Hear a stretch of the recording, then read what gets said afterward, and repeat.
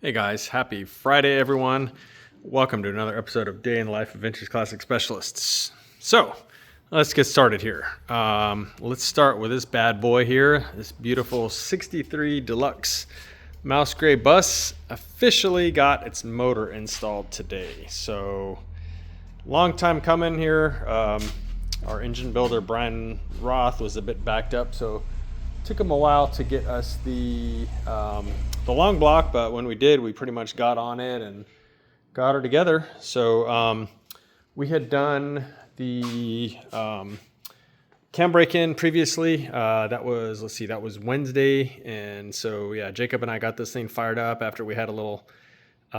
We had to replace the fuel pump. The one that we had supplied by the customer was no good. So he sent us another one. We replaced that. Fuel pressure was a little high. Shortened his push rod a little. Got it right where it needed to be. Did the cam break in again. This was all happening on Wednesday. So yeah, today Jacob came in. He drained the oil, checked and adjusted the valves, put the strainer and everything back on, cleaned it all off. Nothing really of any concern there, just the usual stuff you see after a cam break-in, some metallic looking stuff in the oil, totally normal. And so went ahead and reinstalled the sump plate and everything with fresh gaskets, put some oil in it, and let's see what else. We had to put on the throwout bearing, not a big deal. And I think that was it. And then, yeah, the motor went in. And, this is one thing that I love about buses because the rear apron is removable. The motor just slides right in like that, unlike a Beetle, which is a bit of a wrestling match to get the motor in, especially a complete assembled motor. But yeah, so actually I let Jacob do it and I kind of supervised. But yeah, he pretty much slid the motor right in there. And we bolted it up, went in flawlessly, and then he went ahead and did the wiring on it. Not that there's that much wiring on these, but you can see that the generator is all wired in now.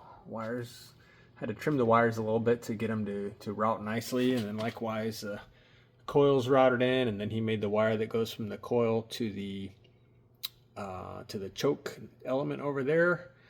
Oil switch is wired in. So yeah, that's pretty much it for wiring on these things. So especially the earlier motors like this, very simple, just a few wires.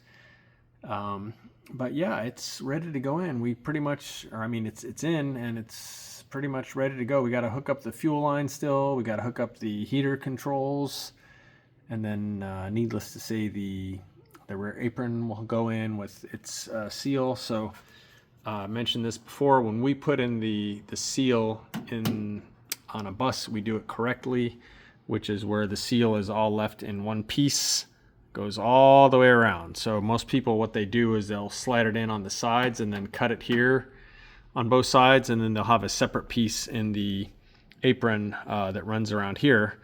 But we do it the correct way, which is you slide the seal into the apron, and then you've got like a long sort of tail hanging out on each side, and then you feed those tails into the channels on either side as you're advancing the apron. And yes, it's a lot of work, and yes, it's a little fidgety, but it's the correct way. And then when you're done, it looks super clean, because what happens is when you cut it, it never lays nice. It doesn't look good. So anyway, that's my rant on that. So that's why you don't see any seal on here, because it'll go in with the apron all at once. That's the correct way to do it, which is generally speaking how we like to do things. But yeah, anyway, very gorgeous fresh air 40 horse here for this 63 bus. So after Jacob finished that up, he turned his attention for the last part of the day to this beauty here, and as you can see, the trim is now installed. So we got a new set of trim from Wolfsburg West with all the little clips, and so I set Jacob to installing that, and of course, like everything he does, he did a great job. So yeah, trim is all on. I need to get the bumpers for this car, and I think what I'm going to do is I'm just going to go ahead and order the front and rear Wolfsburg West bumpers, which are Well, the front bumper is correct all the way through 67. The rear one is the one that's a bit of an issue on a 67, where at least slightly later 67s have the towel bars that are sort of tilted down in the middle. That, of course, to my knowledge, nobody makes a reproduction of those. Steve, OC Avant, if you're watching this, you mentioned you might know where there's a pair.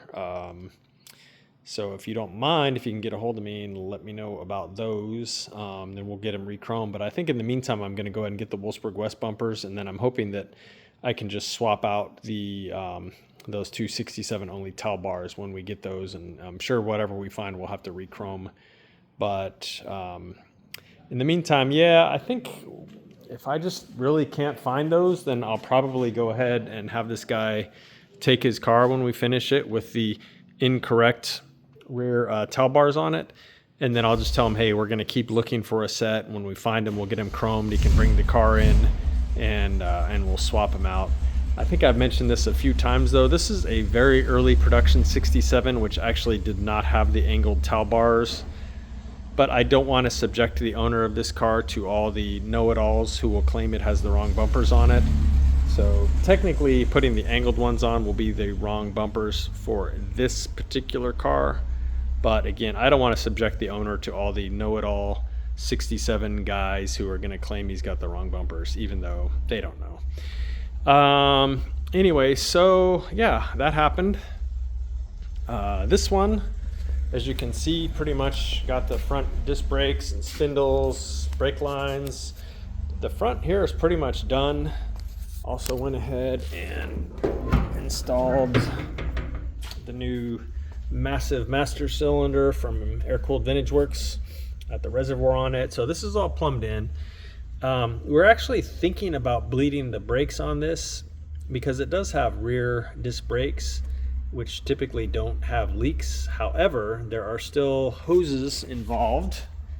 And so I decided that I needed to check the hoses.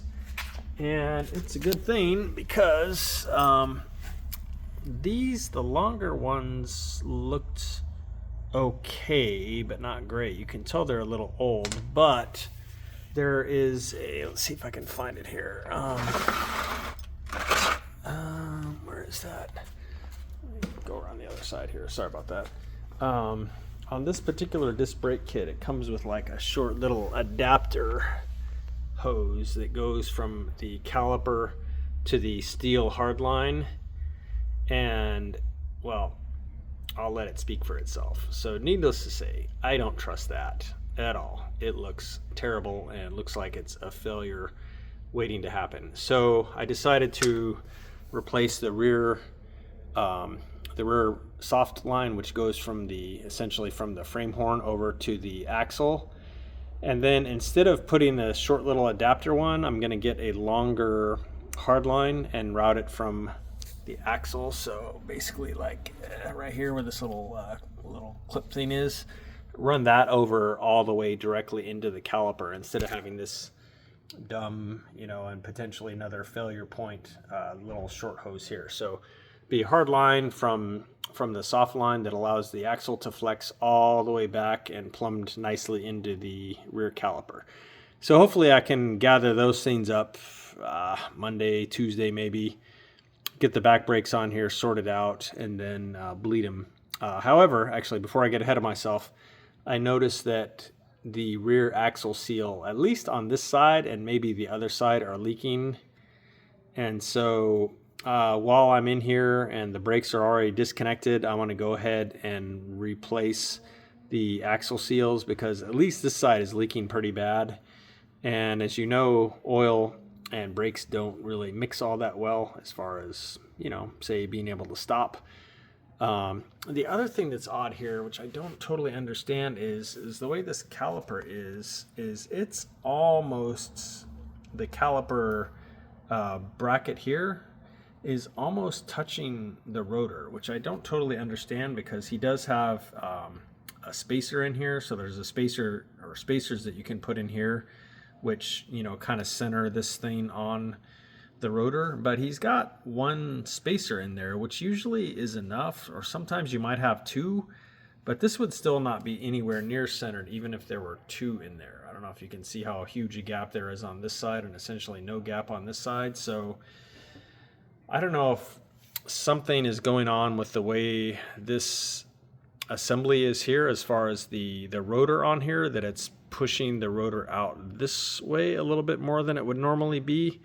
But anyway, when I pull this all apart, I'll figure that out and see if there's some reason this rotor is maybe sitting out a little further. Otherwise, if that's all fine when I put it back together, then I will just simply have to add some additional washers essentially here to move this out away from the rotor. Because this is kind of amazing. It's probably 0.5 millimeter space in there.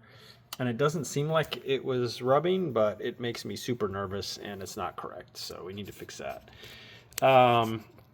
So yeah, I got to do rear axle seals on this, rear brake hoses, and then put everything back together, bleed the brakes. And I think it's going to have awesome brakes, and it's going to ride much better because it's going to have front suspension now, unlike its lack of front suspension before.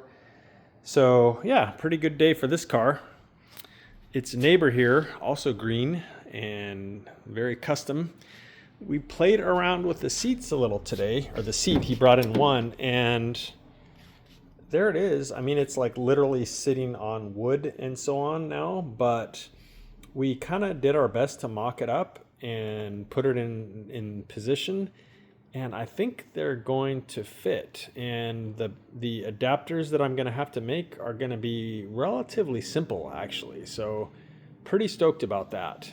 But before that, what I did, before I even tried to see if the seat would fit in there, I did a lot of reading last night on BMW seat wiring diagrams and found a lot of good information. And so this morning, I literally hooked a 12-volt battery up to the connector on the bottom of this one, that big yellow connector. There's two terminals on there, one of which goes to a brown wire, which, similar to Volkswagen's, apparently for BMW's, brown is ground. And then there was a big fat red wire on that same connector, which seemed to power all the motors here. So when I hooked those up and started moving these little switches, all the motors seemed to work. So you can raise and lower the seat this way. You can move it front and back. And you can also adjust the backrests, all with these little knobs. So that stuff all seems to work amazing. So once I kind of figured that out and had some confidence that I could make these seats work, that's when we sort of took it and started kind of test fitting it and propping it up on 2x4s and thinking about how the mounting would work. So yeah, it's actually going to be a couple of pretty easy pieces for mounting these in here. And they do have enough room here between the seat and the door. You can see you easily get your hand in here to make adjustments on that. And it's pretty tight on this side, but it clears. So if anything, I'll have them a little bit closer on this side than this side so that you can get your hands in here to make adjustments.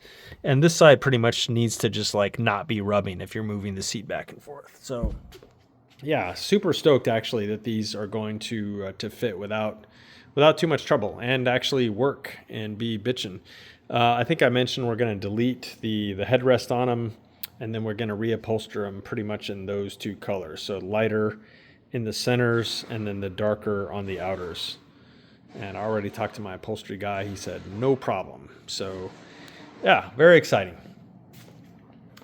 I believe, guys, that is it for today. So yeah, pretty busy day in the shop here. Rafa actually stopped by. He got back the other night from his vacation, so he'll be back on Monday. And if I had to make a guess, he will get back on the barn door there. So anyway, that is it for today, guys. I will be in tomorrow for about one of my usual sort of like half a day Saturdays. So look out for an episode tomorrow as well. And in the meantime, hope everyone has a good evening. Thanks for watching, and we'll see you soon. Bye.